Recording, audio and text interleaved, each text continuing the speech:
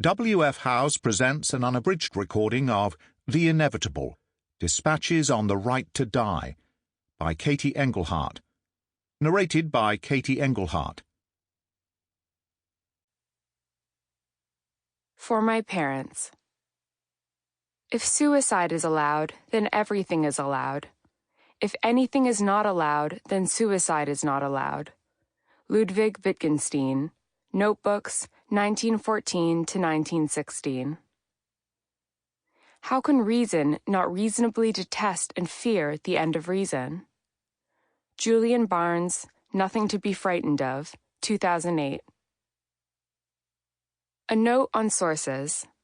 Throughout the book, I have used a pseudonym and sometimes changed several identifying details to protect the privacy of the person concerned. Otherwise, all names and details are real. Introduction. Betty said that she would go to Mexico herself. "I'm going to do it," she told the others. Lots of people went to Tijuana, but Betty chose Tecate, a small city off Federal Highway 2, surrounded by mountains. She had read in her online suicide manual about Mexican pet stores where in-the-know foreigners could buy lethal poison. All you had to do was tell the employee at the register that your dog was very sick and needed to be put to sleep, and that you were there to buy the sleeping agent. "I'm on the case," Betty texted her friends from outside a local shop. She was a little bit scared, but not too scared. She didn't think the police would seriously target a woman in her 70s. "They're not going to go after a little old lady," she said, "and I could pull the little old lady cover if I had to. I could sit and cry if I had to. No problem."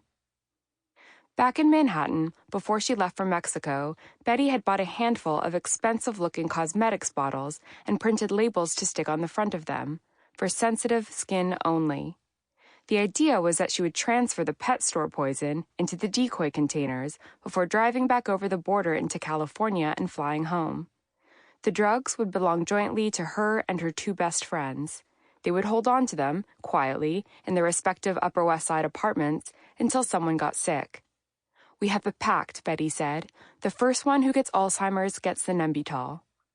The fast-acting barbiturate would put the drinker to sleep quickly, but not suddenly. Once she was asleep, her breathing would likely slow over the course of 15 or 20 minutes before it stopped. Betty told me this shortly after we met. It was at a wedding. I was a friend of the bride, she was the mother of the groom. We first spoke outside, on the lawn, beside an old canoe filled with melting ice and bottles of white wine. Later, we talked at her apartment, which had chandeliers in the hall. Sample complete. Ready to continue?